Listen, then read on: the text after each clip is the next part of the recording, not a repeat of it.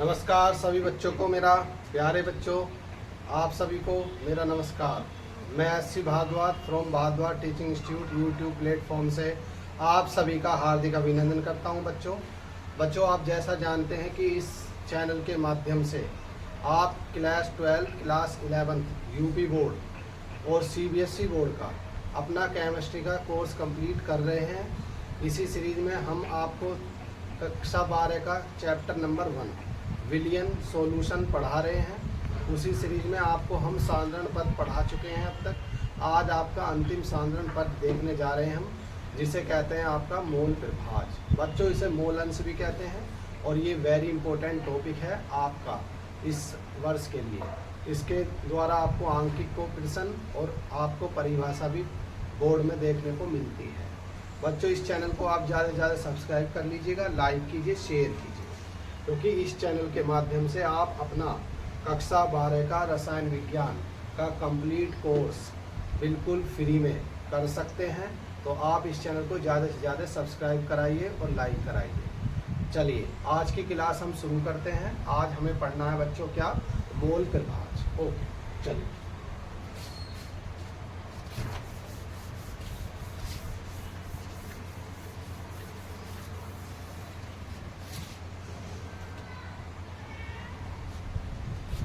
सभी बच्चे हेडिंग लगा लेंगे।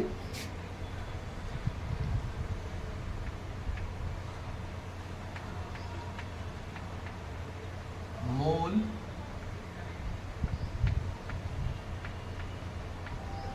अंश, और बच्चों इसे आप मोल प्रभाज के नाम से भी जानते हैं, और इंग्लिश में से आप कहते हैं मोल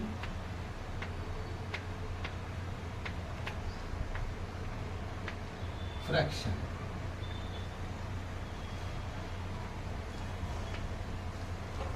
चलिए बच्चों देखते हैं क्या होता है।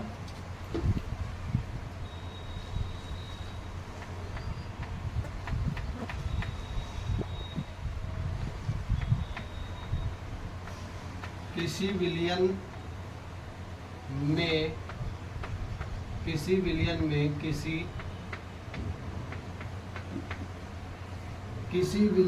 किसी घटक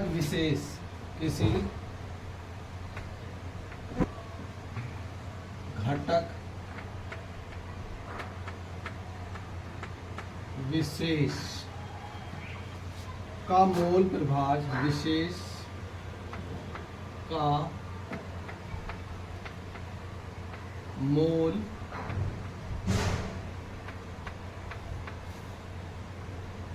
प्रभाज उस घटक के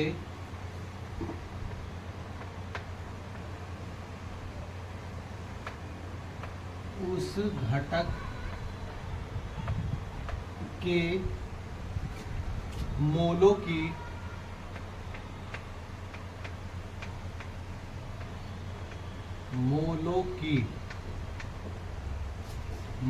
की संख्या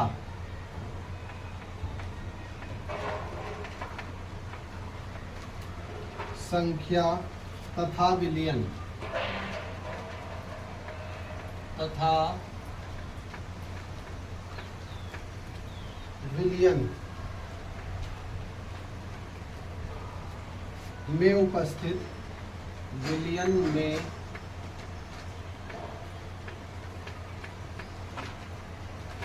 उपस्थित सभी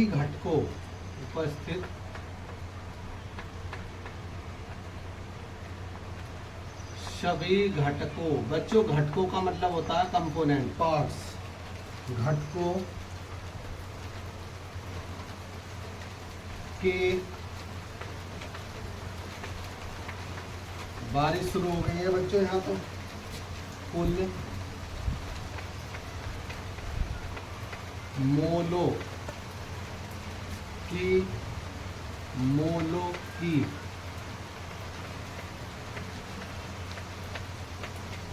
संख्या के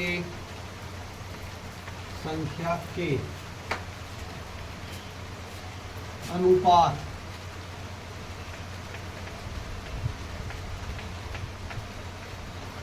अनुपात के बराबर, अनुपात के बराबर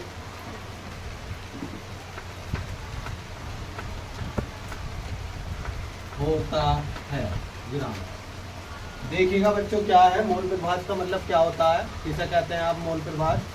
मोल प्रभाज का मतलब है किसी विलयन में किसी घटक विशेष का मोल प्रभाज उस घटक के मोलों की संख्या तथा विलयन में उपस्थित सभी घटकों के कुल मोलों की संख्या के अनुपात के बराबर होता है। तो समझे मेरे प्यारे बच्चों क्या मतलब हुआ इसका। ओके,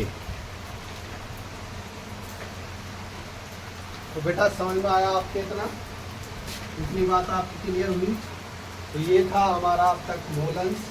किसी विलयन में किसी घटक विशेष का मोल प्रभाज उस घटक के मोलों की संख्या तथा विलयन में उपस्थित सभी घटकों के कुल मोलों की संख्या के अनुपात के बराबर होता है। चलिए अब देखते हैं आगे। अब मान लीजिए हमने क्या लिया, एक द्विअंगी विलयन लिया। माना हमने एक द्विअंगी विलयन दिया। अब यो तो आप जानो ही हो, द्विअंगी का मतलब जिसके दो अंग हो, अर्थात इसमें एक सोल्यूट और एक सोलवेंट, अर्थात एक विलेय और विलायक होता है। चलिए लेते हैं। तो आपने इसमें एक द्विअंगी विलयन ले लिया। बाइनरी के लिए ले रहे हैं। ये आपका क्या लिया, ये आपका विलायक लिया, ये विलायक हो गया आपका, इसे आप बी कह रहे हैं। सोलवेंट को विलायक कहते हैं, ये सोलवेंट हो गया, ये आपका विलेय हुआ। और माना ये आपने ए लिया था और इसे क्या कहते हैं, सोल्यूट कहते हैं। और ये आपका विलयन हो गया बच्चों। तो हम बात कर रहे हैं बाइनरी सॉल्यूशन की। समझ में आई यू कहानी। चलिए देखते हैं, तो देखते हैं। और बाइनरी सॉल्यूशन, बाइनरी का मतलब हो बेटा द्विअंगी विलयन। द्विअंगी जिसके मतलब हुआ जिसके दो अंग हो, जिसके दो कंपोनेंट हों, द्विअंगी विलयन लिया आपने। ठीक है भैया, ओके बच्चों, द्विअंगी विलयन आपने यहाँ ले लिया। ठीक, तो बनाइए उसके लिए संबंध क्या होगा। तो लिखेंगे विलेय कौन है आपके पास, विलेय हमने ए माना भैया, तो विलेय ए के मोल, विलेय ए के मोल क्या होंगे भैया, मोलों को किससे रिप्रेजेंट करते हैं भैया, किससे प्रदर्शित करें, एन से, तो एन ए कर देंगे। ठीक है जी। अब इस प्रकार से विलायक, विलायक किसा माना आपने, बी को, तो लिखेंगे विलायक बी के मोल। अब मोलों को तो आप एन से प्रेजेंट करते हैं, और किसके मोल है, विलायक बी के, तो एन भी हो जाएगा भैया। ठीक है जी। तो इसलिए ए का मोल अंश, ए का मोल अंश बराबर क्या होगा भैया, परिभाषा पढ़ो। किसी विलयन में किसी घटक विशेष का मोल प्रभाज उस घटके के मोलों की संख्या। तो ए घटक का मोल प्रभाज जब निकालने हैं तो उस घटकों यानी ए घटक के मोलों की संख्या, तो वो क्या होगी, एन ए अपॉन विलयन में उपस्थित सभी घटकों के कुल मोलों की संख्या। अब विलयन द्विअंगी है तो इसमें कितने घटक हैं, दो हैं, एक विलेय और विलायक, तो क्या होगा, एन ए और एन बी। चलिए, तो मैं समझ रहा हूँ तुम्हारी बात समझ में आ रही होगी। ठीक है। तो ए के मोल, तो ए के मोल अपॉन क्या लिखे भैया, विलयन के, विलयन के कुल मोल, तो बराबर क्या हो जा। अब ए के मोल कितने हैं भैया, ए हैं, एन ए है। ठीक है। अब विलयन के कुल मतलब मोल का मतलब विलयन कैसा आपका द्विअंगी है, तो द्विअंगी में क्या हो जाएगा Na और Nb, दो घटक है इसके, तो Na प्लस Nb। अगर त्रिअंगी होता तो तीन घटक लिखते, सही है, ठीक। और क्या कर देंगे, अब मोल प्रभाज को आप x से बांधते हैं, तो XA बराबर Na upon Na plus Nb। तो भैया ये विलय के लिए मोल प्रभाज हो गया, द्विअंगी घटक है जिसमें आपके द्विअंगी विलयन है। इसी प्रकार से क्या निकाल देंगे, B का मोलंश निकाल दो। B का मोल अंश बराबर क्या हो जाएगा बेटा, यही हो जाएगा B के मोल विलयन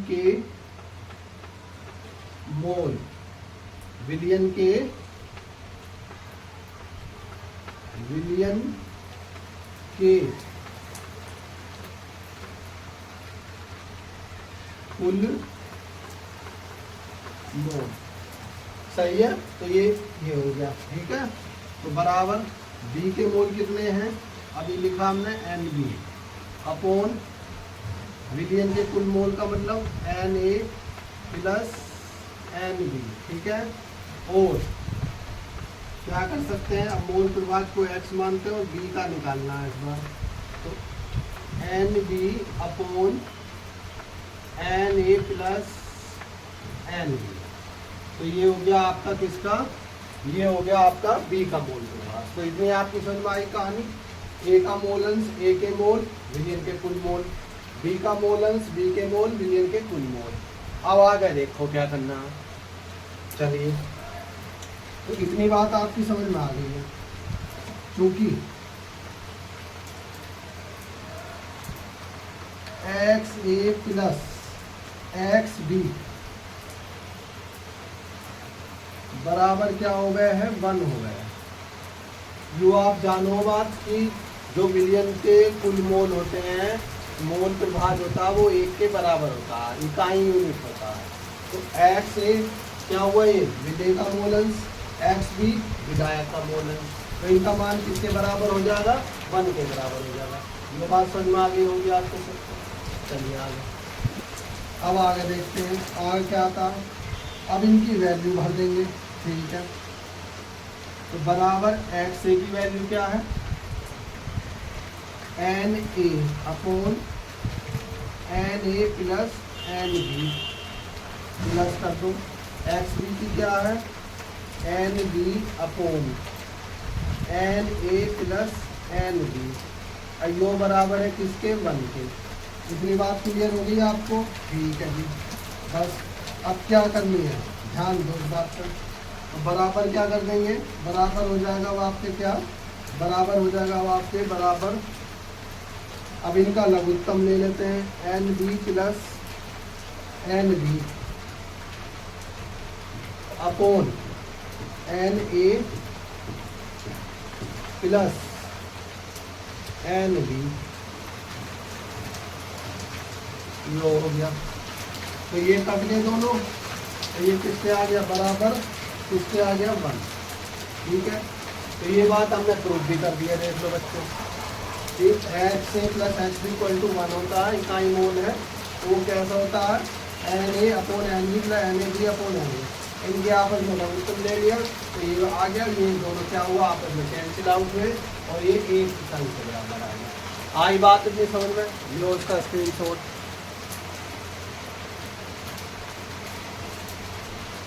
चलो अब आगे क्या करना है, देखो अब क्या लिखेंगे इसमें, अतः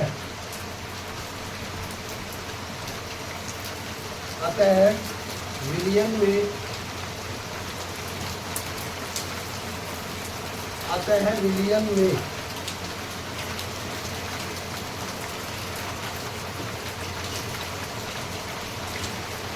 उपस्थित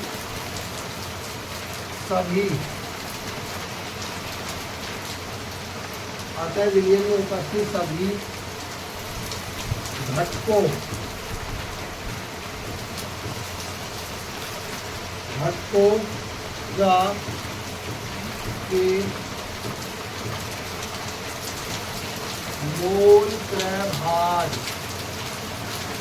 के मोल प्रभाज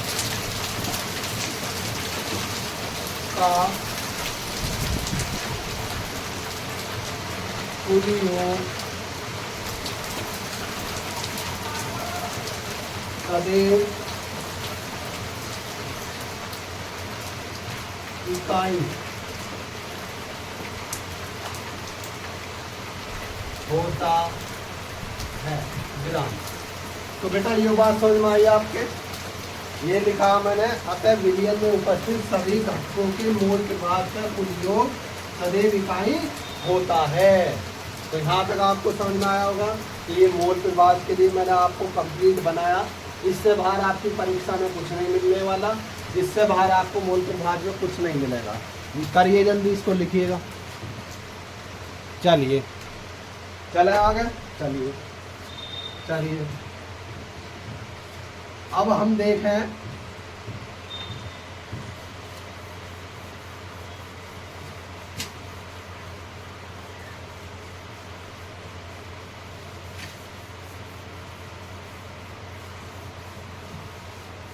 अब बेटा हम अगर कोई कहे जी गुरुजी हमें तो मास्टर जी हमें तो टर्नरी सॉल्यूशन त्रिअंगी विलयन के लिए मोल प्रभाज ज्ञात करना, तो त्रिअंगी सॉल्यूशन के लिए कैसे मोल प्रभाज ज्ञात करेंगे? आओ उसे भी देख लेते हैं एक बार। चलिए देखिएगा, त्रिअंगी विलयन के लिए मोल प्रभाज कैसे निकालेंगे? फोर टर्नरी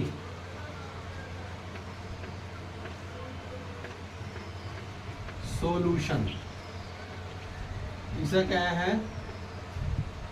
त्रिअंगी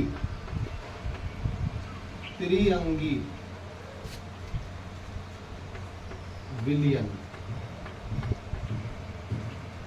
त्रिअंगी विलयन यानी ऐसा विलयन जिसके 3 अंक हो। ठीक है भैया, देख लें, इसका ये चित्र सा बना दें, तुम्हारी थोड़ी समझ में आ जावे। देखिए क्या हो रहा है इसमें, आपका इसका चित्र देखिएगा। इसमें 3 अंग हैं, 1 2 3, इन्हें कह दो A B और C। ठीक है, और यो क्या बन गया? यो विलयन बन गया, यो विलयन बन गया। तो ये 3 अंग वाला विलयन है जिसमें A B C 3 अंग हैं, इसके 3 घटक इसमें प्रेजेंट है।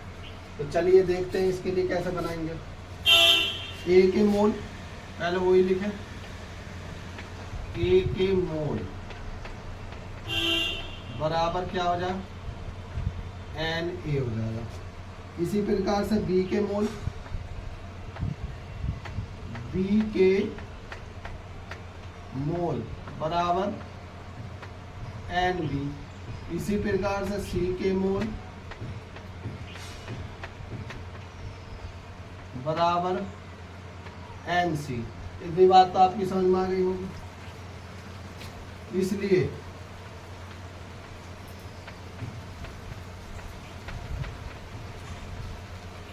विलयन के कुल मोल, विलयन के कुल मोल कितने हो जाए भैया? विलयन के कुल मोल बराबर क्या हो जाएंगे? 3 घटक वाला, तो Na plus Nb plus Nc। यो बात भी समझ में आ गई आपकी? ठीक है, तो A का मोल प्रभाज, A का मोल अंश बराबर क्या हो जावे? A के मोल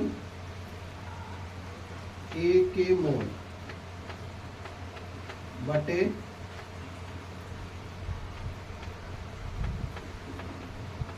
विलयन के कुल मोल, मोल A के लिए हो गया। समझ में आई बात? अब इसमें मान भर दो। तो ए के मोल कितने बताया आपने, एन ए बताया, और विलियन के कुल मोल कितने हो जाएंगे, N A plus N B plus N C हो जाएंगे। ठीक है, तो ये इसके लिए होगा। तो ये ए का मोल पर भाज आ गया। ठीक है, इसी प्रकार से अब बी का मोल अंश निकाल दो। बी का मोल अंश बराबर क्या हो जाएगा,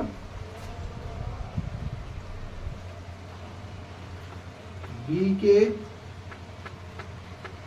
मोल अपॉन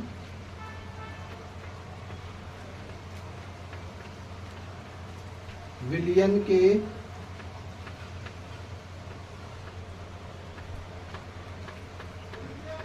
कुल मोल। तो बराबर क्या हो जाएगा, N B upon N A plus N B plus N C. ये बात भी समझ में आ गई आप। ठीक है, अब सी का मोल अंश निकाल दो इसी प्रकार से। सी का मोल अंश बराबर क्या हो जाएगा, सी के मोल अपॉन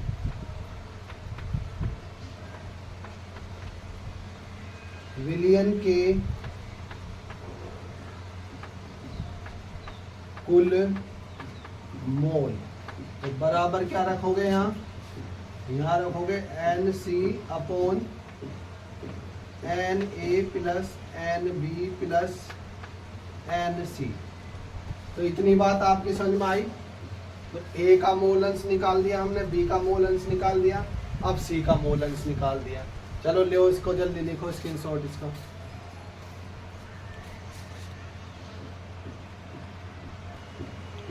चलो अब देखो आगे क्या होगा। अब ए का मोल अंश क्या हो जाएगा, एक्स ए, बी का मोल अंश एक्स बी, सी का मोल अंश एक्स सी। तो लिखेंगे यहाँ, इसलिए X A plus X B plus X C बराबर क्या हो जाएगा, N A upon N A plus N B plus N C plus N B बराबर upon N A plus N B plus N C plus ये हो जाएगा N C upon N A plus N B plus N C. यहाँ तक समझ में आई बात। आगे का यहाँ करे रूल, यहाँ तक क्लियर होगी आपको बात। तो X A plus X B plus X C बराबर ये हो जाएगा। यहाँ तक समझ में आई बात आपके। चलिए अब आगे का यहाँ आगे करे रूल, फिर क्या होगा आगे, तो बराबर हो जाएगा यू N A plus N B plus N C upon N A plus N B plus N C. तो ये भैया आपस में क्या हो जाएगा, सब कैंसिल आउट हो जाएगा। तो बराबर क्या आ जाएगा, 1। तो हमने यही बात आपको बताई है कि चाहे विलियन आपका द्विअंगी है, चाहे विलियन आपका त्रिअंगी है, लेकिन उसके सभी घटकों का कंपोनेंट का योग सदैव एक आता है मोल अंश के लिए। तो ये बात भी आपकी समझ में आई होगी। चलिए जल्दी नोट डाउन कर लें, फिर इस पर आधारित हम सवाल लगा लें। चलिए बूम, चलिए चलो। तो इकाई आ गया ये मोल अंश, इकाई मोल अंश आता है सदैव, ध्यान रखें। चलिए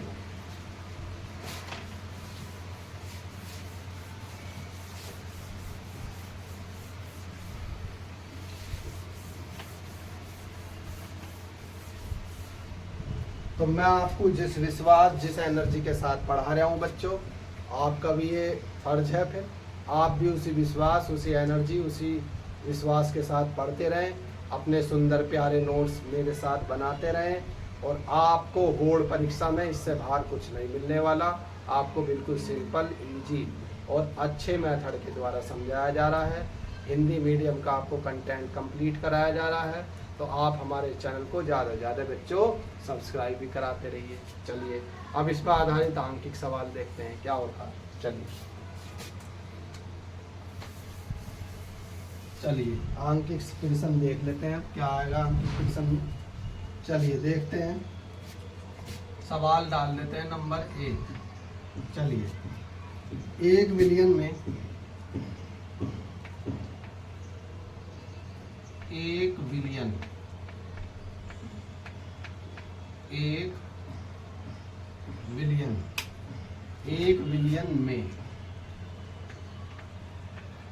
बिलियन में 16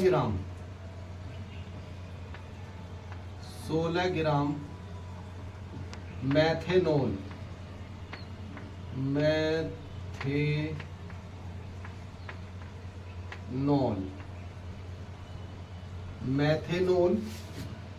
एवं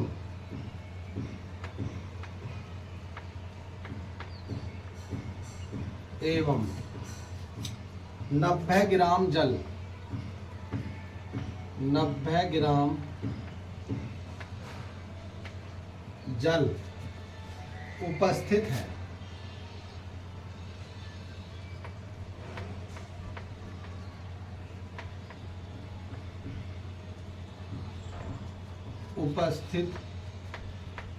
है। जल और मैथेनॉल करें, जल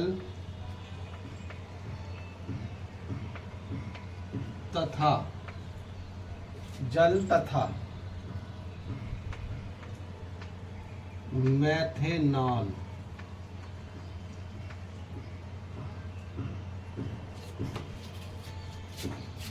के मोल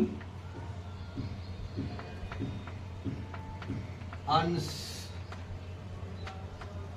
की गणना करो। तो भैया यो सवाल है आपको, 1 बिलियन में 16 ग्राम मैथेनॉल एवं 90 ग्राम जल उपस्थित है। जल तथा मैथेनॉल के मोल अंश की गणना करो, ऐसा आपसे पूछा। तो जब भी कोई आप सवाल को हल करें तो सबसे पहले आप क्या करें, सबसे पहले जो प्रश्न है उसे पढ़ लें ध्यान से। उसके बाद जो उसमें दिया है उसे सबसे पहले अपनी कॉपी पे लिख लें। देखें तो क्या दिया है, सबसे पहले देखते हैं। तो इसका हल करेंगे, सवाल को आप हल करने जा रहे हैं हम। हल में क्या दिया है, सवाल में दिया है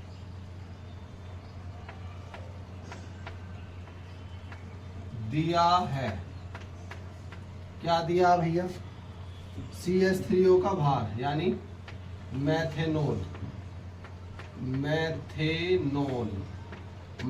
का फॉर्मूला बच्चों हो गया है CH3OH का भार, वो कितना दिया है, 16 ग्राम दिया। इसके बाद जल का भार कितना दिया है, वाटर का फॉर्मूला बच्चों हो गया H2 का भार, वो कितना दिया हमें, वो दिया 90 ग्राम। ठीक है भैया, यहाँ तक आपकी बात क्लियर हो गई। ठीक है, अब मैथेनॉल के मोल निकाल लेंगे, इसलिए मैथेनॉल के मोल बराबर, तो मैथेनॉल के मोल को क्या कह देंगे भैया, NCH3OH कहते हैं इसे। यू द्विअंगी विलयन है भाई, विलयन कैसा है यू, विलयन एक द्विअंगी विलयन है यू। तो द्विअंगी का मतलब जिसमें दो होंगे, एक मैथेनॉल है और एक जल है। तो मैथेनॉल क्या हो गया, इसका विलय हो गया, तो विलय के मोल यानी Na जो हमने कहा तो विलेय के मोल NCH3OH बराबर क्या हो जाएगा, तो मैथेनॉल का भार यानी विलेय का भार बटे अणु भार। तो लिखो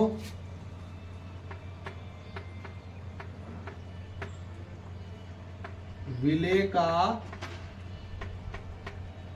भार बटे क्या लिखें, विलेय का अणु भार, विलेय का अणु भार। ठीक है भैया। अब विलेय का भार कितना है, 16 ग्राम है बटे, अब विलेय का अणुभार कितना हो, मैथेनॉल के लिए अणुभार क्या हो, देखो कार्बन के 12, एक हाइड्रोजन का 1 है तो 3 के 3 हो गए, 12 3 15 है। ऑक्सीजन का कितना होता है 16, 31 और एक हाइड्रोजन हो रहे 32, तो 32 आ गया। अगर आपको अणुभार निकालना ना आता हो तो हमारी कक्षा 11 की क्लास देखें जाके, फिर योग कोष्ठ है सब कुछ, वहां से आप अणुभार की निकालना भी पदार्थों का यौगिकों का सीख लीजिएगा। तो क्या आवेगा यू कट के, यू आवे 16 एकम 16, 16 दूनी 32 बराबर 1/2, यानी कि 0.5, ये 0.5 मोल हो गए इसके, सही है। चलिए अब निकालना है जल के मोल, वाटर के मोल। अब यो क्या वाटर, यो विलायक है, तो इसे क्या माना आपने, NB माना था वहां, तो यहाँ क्या लिखना है NH2O बराबर क्या आ जाए, वो ही आएगा विलेय का भार बटे क्या आ जाएगा, ये विलायक का भार बटे, यो विलायक है ना, विलायक का अणु भार। चलो देखो भी सर क्या है, अब विलायक का भार 90 दिया, 90 ग्राम। चलो और भैया जल का कितना हो, 2 हाइड्रोजन के 1 ऑक्सीजन का 16 है, तो 16 2 18 हो, तो यो हो गया 18 पंजे 90, तो यो आ गए 5 में। ठीक है, ये 5 में। बस अब तो सीधा भैया फॉर्मूला लिखना, फॉर्मूले में लिख दो बेटा सब। अब किसका निकालना है, पहले मैथेनॉल का मोल अंश निकाल लेना है, इसलिए मैथेनॉल का मोल अंश यानी इसे क्या लिख देंगे, XCH3OH बराबर क्या लिखेंगे, बराबर लिखेंगे मैथेनॉल के मोल बटे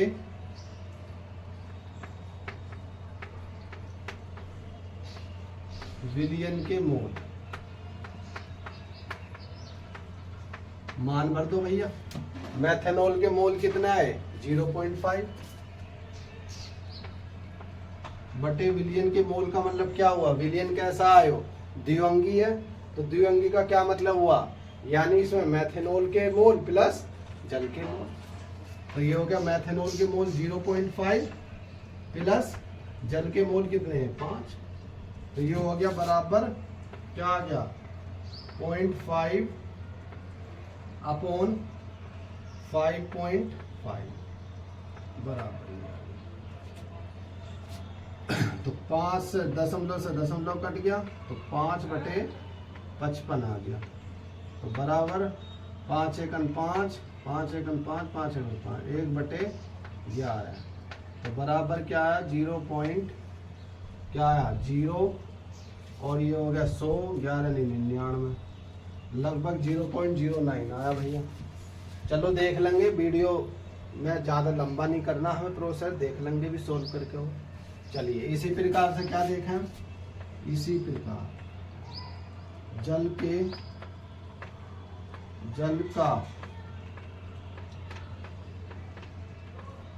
जल का मोल अंश यो हो जाएगा XH2O, XH2O बराबर क्या आएगा भैया, जल के मोल बटे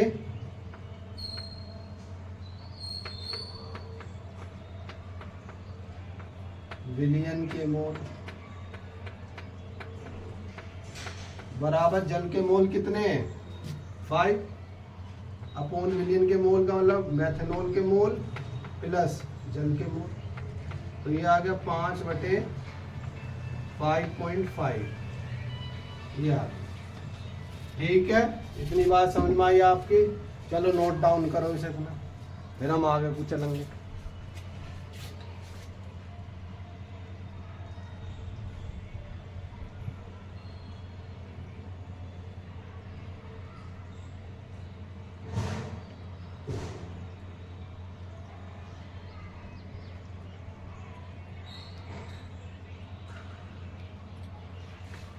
चलो हो गया, ठीक है। तो अब इसे देखो सोल्व कर लो, तो यू क्या आएगा, यू आएगा 0.5 क्या आएगा 55 आ गया, दशमलव हटा कर 50 करा 500 कर दिया, तो 0.91 के समथिंग आ गया। ठीक है, इतना हो गया सोल्व। देखो जल्दी से फेस का स्क्रीनशॉट लो, फिर हम आगे को चलेंगे। हो गया इतना, ठीक है। अब देखो अपना उत्तर जांचने के लिए हम क्या करेंगे, क्योंकि हम जानते हैं, सभी बच्चे आप भी जान चुके हैं कि जो विलियन का कुल मोल त्रिभाज होता है वो इक्वल होता है 1 इकाई के। तो देखते हैं क्या होगा, चूंकि XCH3OH प्लस XH2O बराबर क्या होना चाहिए, वो इक्वल टू 1 होना चाहिए। तो देखते हैं, तो बराबर तो क्या आया, 0.09 प्लस 0.91, तो यो 1 ही बैठा है बेटा, तो हमारा आंसर सही है। तो हम बिल्कुल सही हैं। तो आज बच्चा हमने आपका साधारण पद भी खत्म कर दिए हैं। आपको एक एक साधारण पद कराया गया है, बिल्कुल सिंपल भाषा में कराया गया है। कोई ऐसा आपके सामने कठिन हमने पेश नहीं करा है। आप अपनी लैंग्वेज को बिल्कुल सिंपल कंटेंट आपको, तो अपने आप नोट्स बनाते रहिए। कल हम आपका शुरू करने जा रहे हैं हेनरी का नियम, द्रव और गैस से संबंधित जो नियम है हेनरी ने, वो हम कल आपका शुरू करेंगे। तो आज के लिए इतना ही। तो बच्चों आप वीडियो को लाइक करें, शेयर करें, सब्सक्राइब करें और ज़्यादा से ज़्यादा हमारे व्यूज बढ़ाने की हमें पूरी हमारी मदद करें, क्योंकि इस प्लेटफॉर्म पर आपको फ्री ऑफ कंटेंट मिल रहा है सब। अभी तक यूट्यूब पर कोई भी ऐसा प्लेटफॉर्म नहीं है जो आपको एक एक टॉपिक फ्री करा रहा हो। वीडियो तो बहुत बनवा रहे हैं फ्री में, लेकिन सभी टॉपिक नहीं करा रहे हैं। तो हम आपसे यही उम्मीद करते हैं। Thank you very much. Okay बेटा।